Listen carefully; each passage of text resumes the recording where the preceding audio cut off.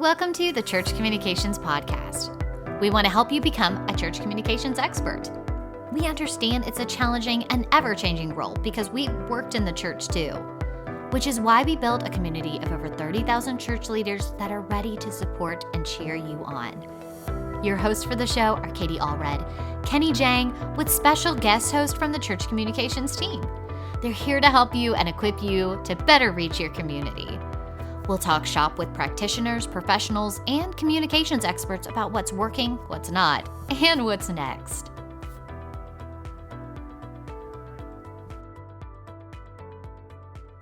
Hello, everyone. Welcome to another episode of the Church Communications Podcast. I'm your host, Abby McCulley, and today we're going to be talking all about potlucks. So I hope that you've already eaten lunch. I hope that your stomach's not growling because we're going to be talking about a lot of food today. I'm on with Julie from PlanHero. Hey, Julie, how are you today? Doing well, thank you. Nice to be here, Abby. Yeah, we're so glad to have you. And if you haven't checked out our most recent episode, we had Julie on for an interview to hear all about PlanHero. It's some amazing software that her and her team, that's who she works for. That's her company. She's amazing. We love her. We love all of her team over there. So if you want some background about PlanHero, about Julie, get to hear some of her cool stuff that she has done, just in her life and career, get to know her a little bit, go check out that episode for sure. Because today, like I said, it's all about potlucks. Yeah, fantastic. And, I haven't eaten much yet, and I've already heard my stomach growl. And it's actually kind of a loud one. So I apologize in advance. I literally had a college friend visit on a reunion, and she said, JP, does your stomach still growl like that? I'm like, oh my God. No one remember from me from college. Probably, yeah, obviously didn't make much of an impact other than that. So moving on to potlucks. Yeah, potlucks. They are a classic in the church world. Absolutely. If you've been in the church world for any length of time, you've probably been to a potluck, been invited to one. I've been to many, many church potlucks in my day. I don't know about you, Julie. Absolutely. Absolutely. And my favorite thing about them was that your parents were usually engaged talking to other folks. And so you could slip in there. I grew up with my father, a dentist. So it was a great opportunity for me to slip in and take as many desserts as I wanted, completely anonymously. It was fantastic. So it was a good setup. I remember I loved the church potluck. I would get so excited. Like we would have the Sunday service and then walk across the street and have our potluck. And I remember there was this, as a kid, like I didn't love salad, typical kid, but there was this one older lady in our church and she had this one salad that she brought to every potluck and I would just go nuts for it. It was like my favorite thing. I would get so excited. My parents thought it was hilarious. They were like, you're so excited for the salad. You're like 6. So it is funny. It does expose you to extra foods too, a wider variety of food that you don't normally have at home. So there can be some upside there, just like you're saying, get a couple extra vegetables in you that you might not normally be able to do. Exactly. Yeah. And so we do just want to remind you guys, like in terms of COVID regulations and stuff, always be following your local guidelines and regulations. But as some places in the world are returning to normal, returning to life as usual, we think that potlucks are a really great way to connect with people because it's just something about food that brings people together and kind of creates an atmosphere for comfort. So we just want to share some insight on it. Yeah. Absolutely. And to your point there too, if you live in a warm weather area at all, reasonably good weather, having it outside is a great way to go. And you can even, have people, if you don't have enough tables, bring blankets, be outside. I mean, you guys know how to do it. So, but get outside and get together again. Definitely. Yes, in person. Exactly. And a nice thing about it too, is that it takes minimal planning. Like, you have to set up and organize a time and a location. Is it inside? Is it outside? Who's in the kitchen? All of that kind of stuff. But the heavy lifting is kind of taken care of in terms of the food is being prepared by everyone instead of just like a handful of people, which is nice. Absolutely. Absolutely. Yeah. We're all about delegating and saving people time here. So we have the ability with our sign up tool to make this super simple for the organizer. And, again, throwing something together that is going to allow for a lot of engagement with minimal time effort is that makes it a great thing to do. Definitely, for sure. And so in terms of talking about the sign up process, talking about ways that people can use your tool, I do want to highlight some potluck problems because it is simple. It's a pretty inexpensive event for your church to hold. But what if you run into an issue where everybody shows up with, a chocolate pie and no one brought the mashed potatoes? We're all eating dessert for lunch, like that could be an issue. Wouldn't be a problem for me. I'd be all in for the chocolate pie, but for a lot of people, it could be an issue. But yes, absolutely, that is, and that's something we cover. We can break everything into categories. You can have specifics of what you want people to bring. And again, it's super simple. You can throw in emojis to make it more fun, and that way, and then set limits on what people are bringing, so that you don't have 20 chocolate pies.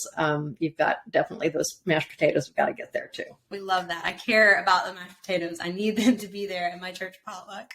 Yes. And sometimes it can also be difficult to gauge, like, how many people are coming, and not just how many people are coming, but who is bringing something. Is there enough food to go around, especially if it's like an outreach style event? You're not going to be expecting your visitors and your guests to contribute or to bring something. Maybe they will, but you don't want to expect that and anticipate that. So you need to sort of figure out, okay, who's coming, who's bringing something, who's not bringing something, and this just makes sure that nobody goes home hungry.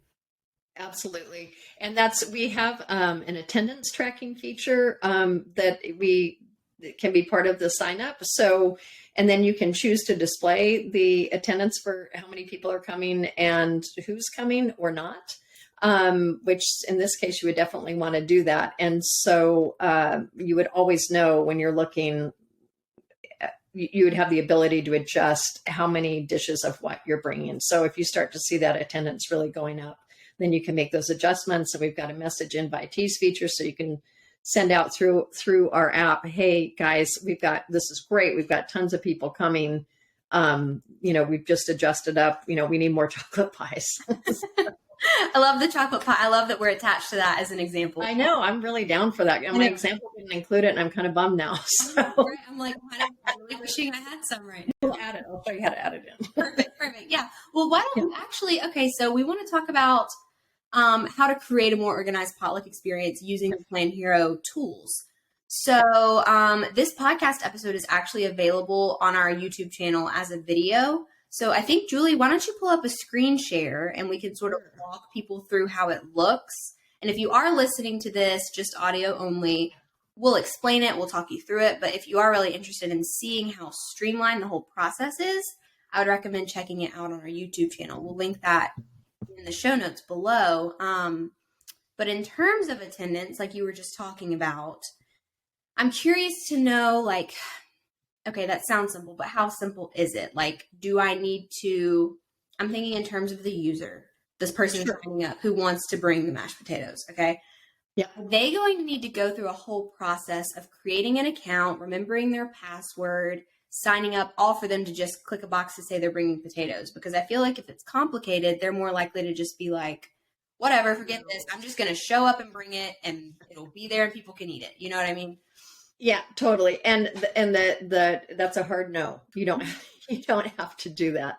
No, we very intentionally have created PlanHero to make it as easy as possible on the organizer. But by making it easy on the organizer, that means we have to make it easy on the user, because they want attendance or signups. So as a result, we do not require the user to create an account or have to enter a password.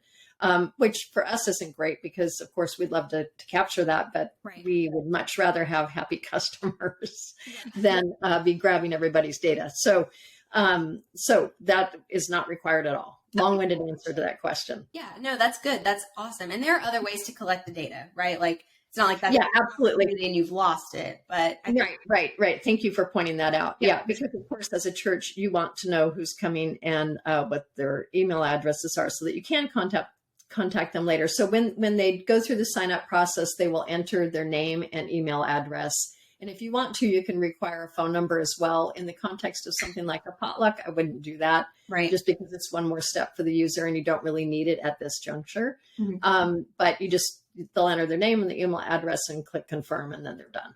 And so you then have that information that you can download in a CSV file. And then you can also download a PDF file that will include who signed up for what. Okay, so, cool. Super. Two things. Sounds Yeah, super simple. makes it easy. Yeah. Okay, great. Absolutely. Well, let's just go ahead and start, and let's pretend like we are hosting a potluck.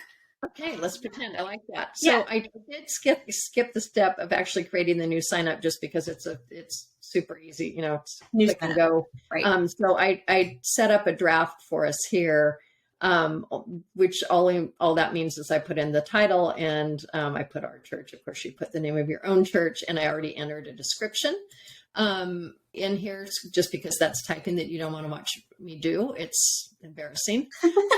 So that's all here, but you could write anything that you wanted to here with regard to the potluck.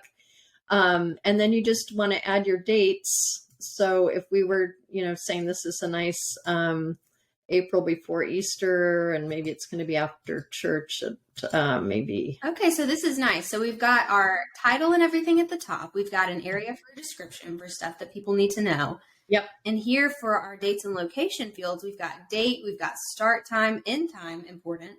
Yep. Looks like you can even set it to be recurring if this is like a weekly or like a monthly event. Absolutely. You don't create a new one every single time. Okay, great. Yep. Absolutely. So you could definitely do that. So, although I'll show you, you could also duplicate it each time so that if you want to do different themes each time, you could. That would be another way to do it, which would be pretty darn simple. So you're going to have your time zone in here, which for this situation, it doesn't really matter.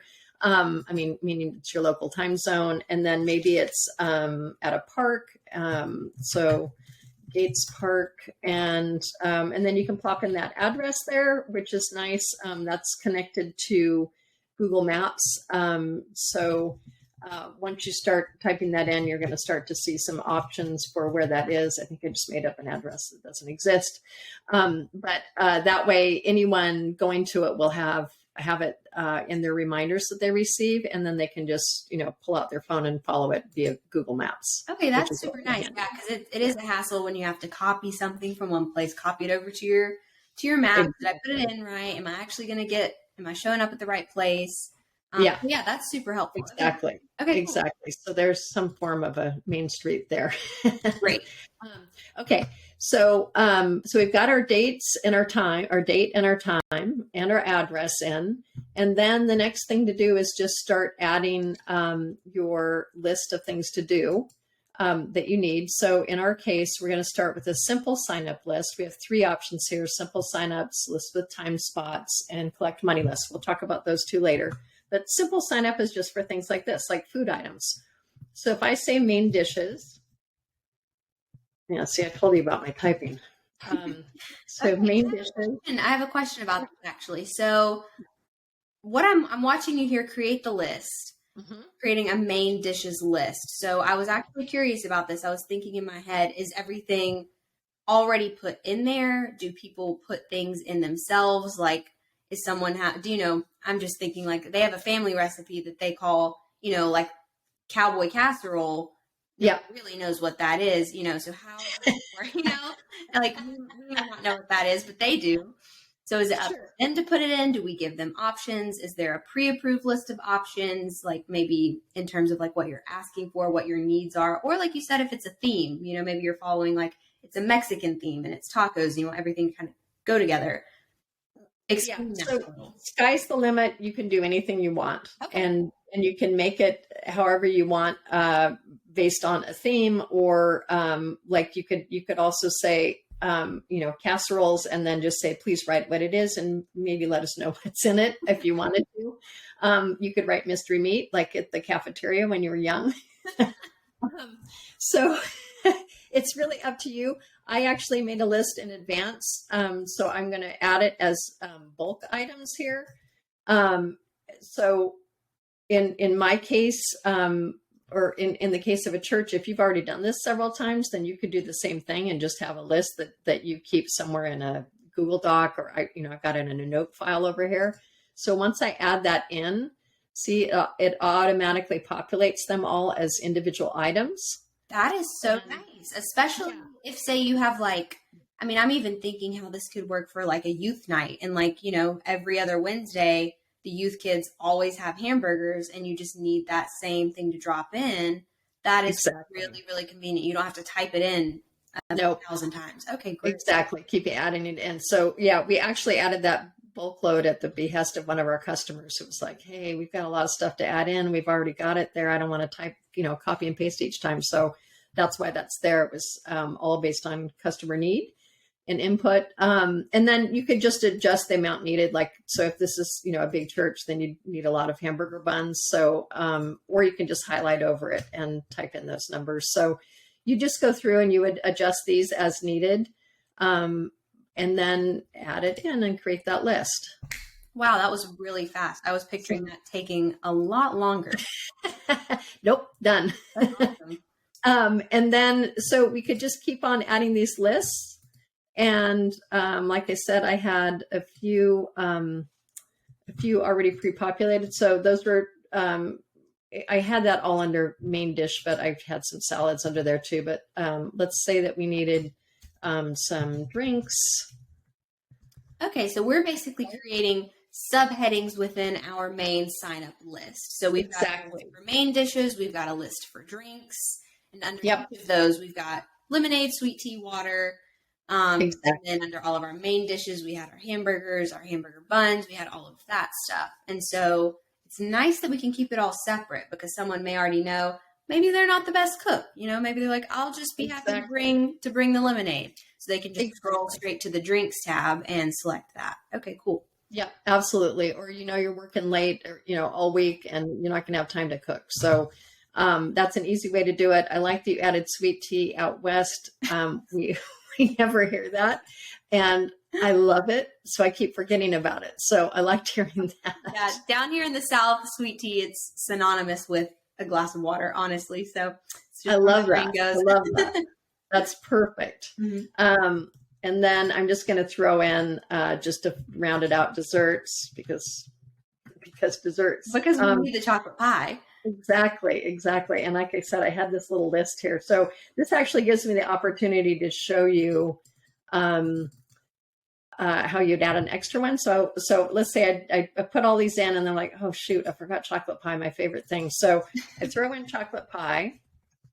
Okay, super simple. You can just add an item, right? Just add it. And then this is cool. This is just like you'd say in Google Forms. See these 3 little bars here? I can just grab it and move it up because I want it to be prominent ahead of cookies, but below brownies. So, perfect. Yes. And then this kind of answers your question. This one right here that says other. So I say, okay, 424, meaning 24 people, and please specify in the comments area. So this way, this could be, hey, I hope that Mrs. Smith brings that rhubarb pie that she always brings. So this is where she might write that in. Okay, great. So that would be something else. There's a lot of flexibility. You can really figure out what you need and make sure that people are giving you what you're looking for. I really like that. Exactly. And all these little arrows that you see here next to all these main categories, same thing, that again, dessert. So we can move that to the top. So if we wanted desserts to be the top item for people to see, then they could do that. Or if you had a little bit of a brain fade while you were doing this and started with desserts, because that's what you like the most, and realize, oh gosh, that's silly for them to be at the top, then you can just move them down. So you don't have to start all over again. And again, these were all things that were customer driven for us, where people created their lists and realized, oh my gosh, this is so out of order. Now I've got to start again. Right. So we added all that flexibility along with that flexibility to move these items too, because depending on what you're doing, having things out of order can make things look really goofy. Yes, and it can be kind of thrown together and just a little less organized. So exactly, like get down what you need to get down, and then come back and modify as needed. So I won't belabor this. You could keep adding things. Another fun thing to do. Actually, we do need things like the paper plates. So you would have maybe the yes, that was my question, is if we could include things that maybe aren't considered food or potluck items, like if you're having coffee and you need coffee filters, if you need paper plates or, exactly. books and things. Exactly. So yeah, plate, that wasn't the best one. And again, I've got a little list of those things here. Plates, napkins, forks, cups, all of that stuff. So you could add that in and then just your amounts needed. So that's easy. And then one other fun thing to consider would be, I just have it under fun stuff. Really clever. But things like frisbees and games for the kids to play, you could have somebody who is in charge of crafts. You can really go crazy with this, all depending on, kind of where it is in the year. And another thing to do would be maybe, have one that's kind of your big one in the summer or the spring, and then make the other ones just kind of simple so that everybody can easily participate and it's not a big planning deal. Yeah, frisbees and games. Yeah, for sure. It takes so much work out of it for you, the planner, Yeah. I mean, and you've always got that one person who has like the killer stuff at home, like the weird games where you toss the 2 balls and they flip around the ladder. I don't even know what it's called, but every time I go to the beach and see that, I think, gosh, I really wish I had one of those because they look really fun. So, totally. Awesome. Yeah. And of course, when I was growing up, we had things called jarts, which were lawn darts. And I'm sure they've been banned and made illegal because I think if you would have thrown them, you would have impaled a kid. I mean, yeah. Anyway, I'm glad I survived that. Very intense. That sounds, They were fun though. Okay. So you've got all this stuff in here. Now you need some help. So we're going to get those volunteers, but we're going to give them time spots. And this is the same thing. Like if you got you've got setup time, we said 5 to 8, you've got setup time and cleanup time. Don't make someone volunteer from 5 to 9 to help at the potluck. Give them a slot so they can have fun with their family too. And you're going to get a lot more participation if you break these things up into time slots. Yes, for sure. So, I love that you have the time spot option and not just like a generic, I'm volunteering for this event, yes or no. There is we can add in actual time spots. Like you said, you may have a setup hour, a cleanup hour. And exactly. That's all you have to serve for. That's really, really nice. Yeah. And that's, in this case, when we're doing something like I'm going to go back out of here, actually. When we're doing something like a 24-hour prayer, then you're going to add time spots with increments because it's going to be every half hour, every hour or something, or, going to visit someone who's in the hospital, it's going to be every hour. So that's where you use these time spots with increments. But in this case, we're going to break it up a little bit because we're going to have somebody who's going to help us set up, for example, let's say from 4 to 5 p.m., right before everybody gets there, get the tables out, so that you're ready to receive the food, all of that kind of thing. So we might have setup volunteers here and have 5 of those, and they're done after an hour, right? Right. And then I can just, I'll go ahead and duplicate this because maybe it's going to be 5 people, but maybe from 5 o'clock to 6 o'clock, somebody helps with the table serving. I'll put guard so that the kid like me isn't allowed to take all of the take the entire pie. So you can say, I think we should try some salad, honey.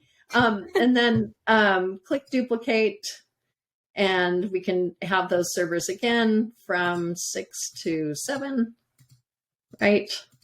So you see I'm clicking here in the middle, so this makes it fast. You don't have to spin through all those numbers.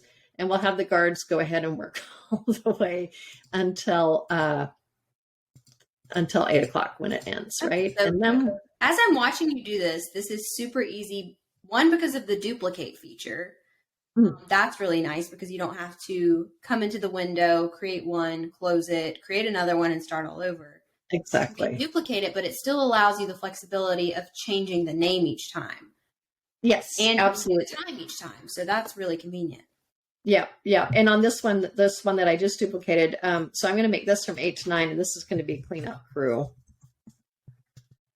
And we'll put a few extra folks on that one. So, and then, maybe you've got people barbecuing too. So now I'm going to say, I forgot one. I'm going to make have a barbecuer from 5 to 6:30 or something like that. So that's, not a 1 hour increment. And then let's see, barbecuers, a couple of those folks. pray that that's not me, because Not it'll your be skill burnt. set, huh? It'll be burnt.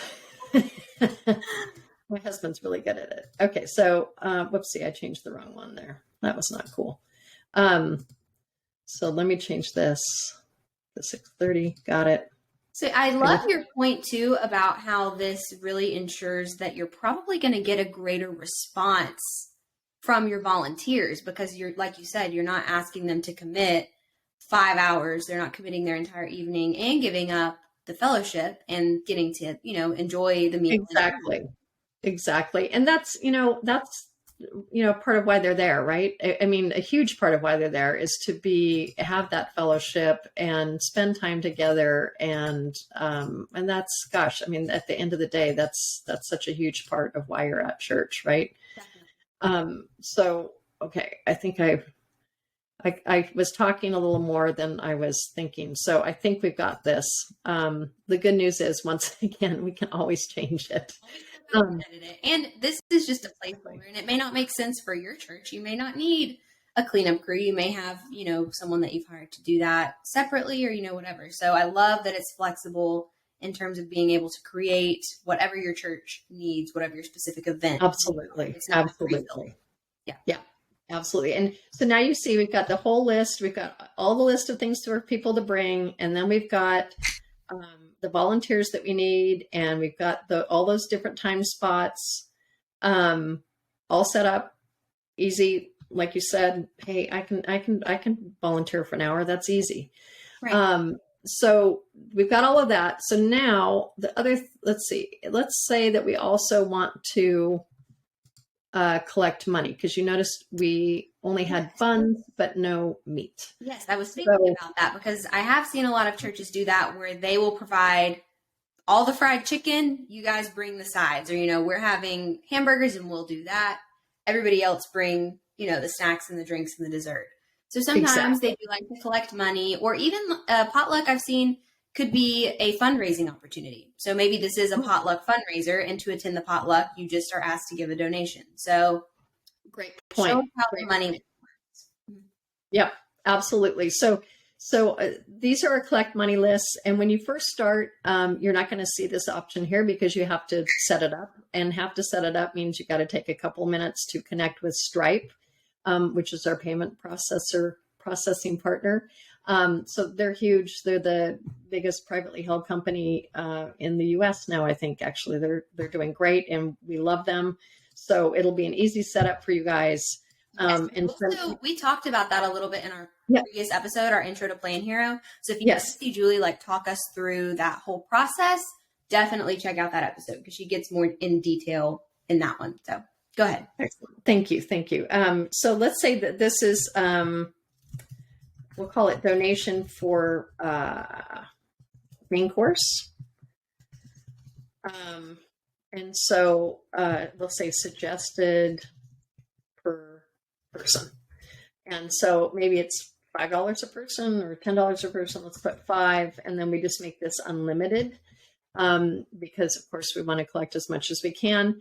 And in this case, I think I would also click private on here. Mm-hmm. And the reason for this is, of course, you want as much turnout as you can. And so if there's some folks who can't pay for it, you still want them to attend, and not to be obvious that they were unable to pay. So this means that nobody can see who is paid and who hasn't. You may have other things where you want to make it clear that people have paid for things. So that's when you would not make it private. So that is very, very, I have not seen that feature available nowhere else that I can think of, that you can make it unlimited. So people could either give, the $5 suggestion or $0 or above that, and the option to keep it private without having to create a completely separate form. So if I'm watching you correctly and understanding all of this technology correctly, this all lives in one place, correct? Like, we're not creating 4 different forms. Absolutely. So this is one link. This is one form. Yeah, just to be thematic and really dorky, it's a one meal deal. It's one meal deal. I love that. It's all on the same link, which you're going to see. We're going to grab that link as soon as we launch it. So you just send out this link. So We have one final thing to do though. So let me just show you that first. Okay. Which is in settings, we are going to track how many people are attending. And if we wanted to set a limit, we could. So if this were any other kind of event where you've got, hey, we can only have 100 people in this room due to COVID or whatever, seating capacity, you could always set a limit here, as you can see, but we're not going to do that because we want as many people as possible at the park. If you want them to want to allow for guests, then you would do that. And generally with the church, you would say yes on this because what it is like, if you send it to me, I'm going to respond for myself plus 3 guests, which would be my husband and my 2 kids. So I would be 1 plus 3. And then if you wanted to set a limit for how many guests you could. So if you have someone who's always, dragging a lot of folks in, and maybe this is not the right time for that, then you could set, hey, no more than 10 people coming with you or something. I would imagine it would be rare for a church to do that. I think it's, you're generally trying to be as welcoming as possible and bring in as many folks as possible. So that's that area. But in addition, this is kind of fun too. You can allow invitees to see who's coming. So this is kind of the FOMO, right? Where you want people to look at this and say, oh my gosh, everybody's going, all my friends are going. I definitely want to be there. Or someone who you've been wanting to spend some time with at church and you just haven't kind of had time during the normal course of Sunday morning to do that. Hey, they're going to be there. I want to be there and hang out with them. So I would generally say that this is something that should be on. Yes, I love that. And this takes no extra work, right? Like we're not setting up link tracking. We're not setting up RSVP invitation. Like this is happening automatically. No, right. There's no Evite, no paperless post, any of that. That's all within. So, and then here's where, if you wanted to get the phone number, you could. I'm not going to check that just because I don't think that that's super necessary for although however you want to do that. We've got lots of options here. Right. Like for texting a new person later or something. Right. And then you can send out 2 reminders, 1 to 5 days before the event. And the second one is 1 to 5 hours before the event. And that's before the event starts. So in our case, that would be like 2 hours before 5 p.m. Then and the users can actually decide to receive those via text also. When they sign up, they can check a box and receive them via text. That's also very nice. Yeah, you don't want to forget about, because that's not good. You could show up on Sunday morning and be like, I was supposed to bring the pasta salad and I didn't even make it, Exactly. But maybe they don't care because it wasn't a chocolate pie. So exactly. And then you can also put this in here, encourage sharing of this event on social media. And that is just at the end. Then when they sign up, it can be, shared to Facebook or I think it's Twitter's the other one.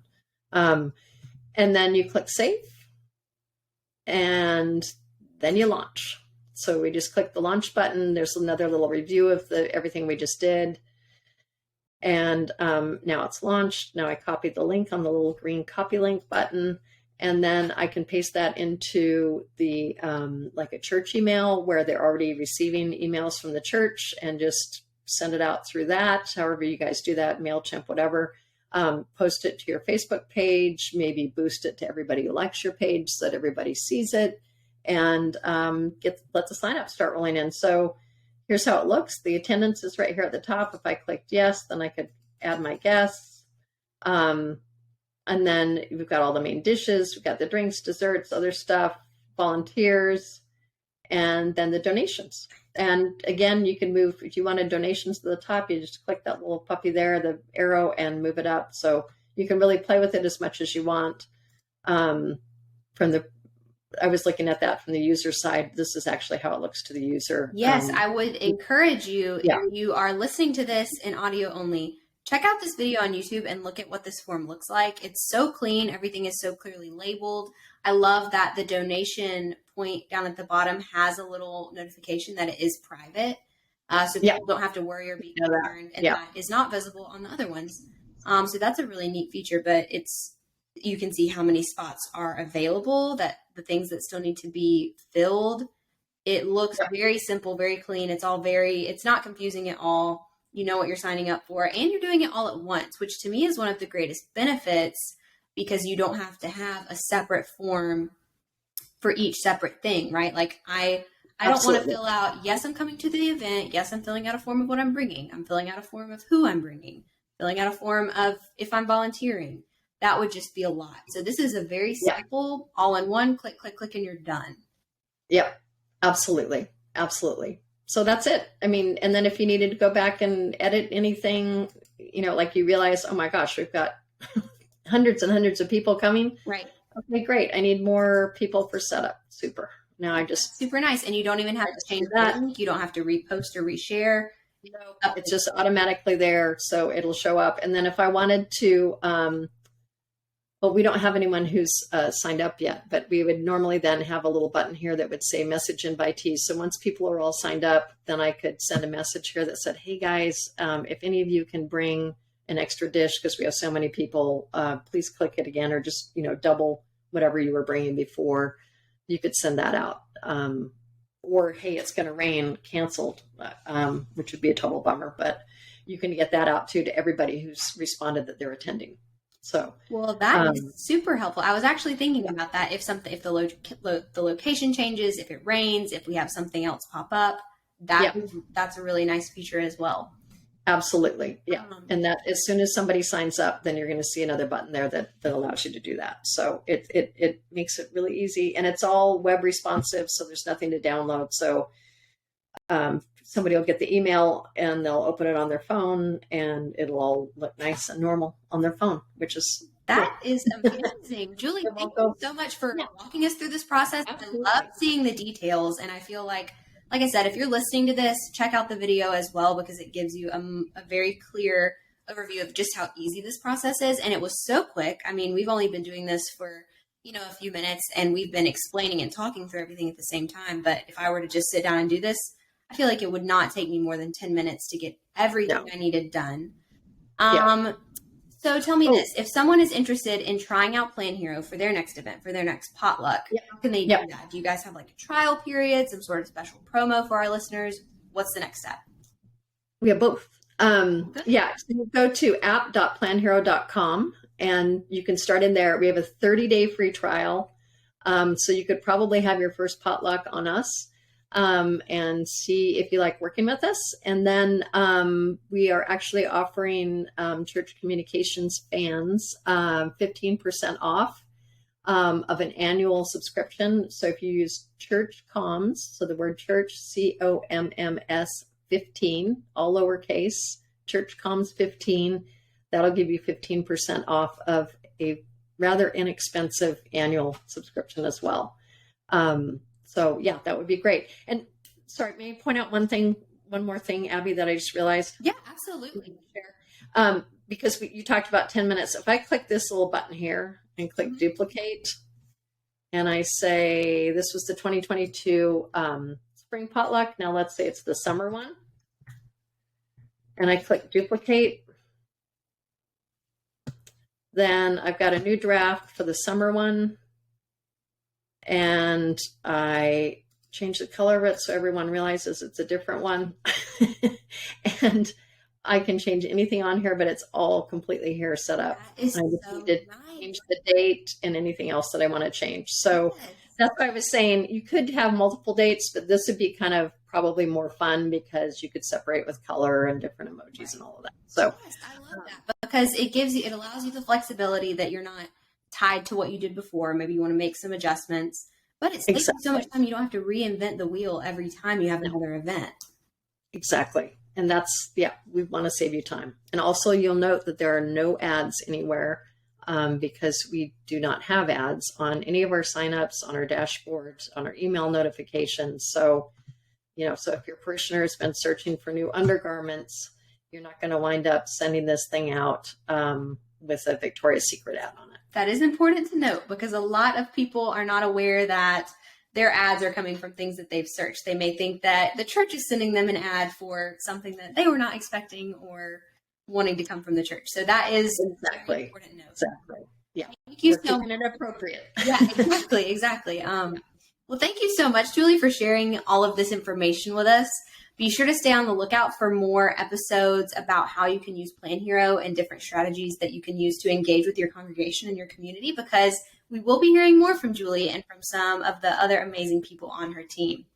I don't know about you, but I'm going to head out and get some chocolate pie. So you go, girl. Thank you. Thanks for being with us, and we'll talk to you next time. Thank you. Thanks for joining us for this episode of the Church Communications Podcast. If you want to learn more, join over 30,000 church leaders in our Facebook group at churchcommunications.com/group. If you liked today's episode, be sure to subscribe and leave a review. It's the most impactful way you can help us reach more church leaders and equip them to better communicate for the church. Finally, don't forget to check out our website at churchcommunications.com. Thanks for listening.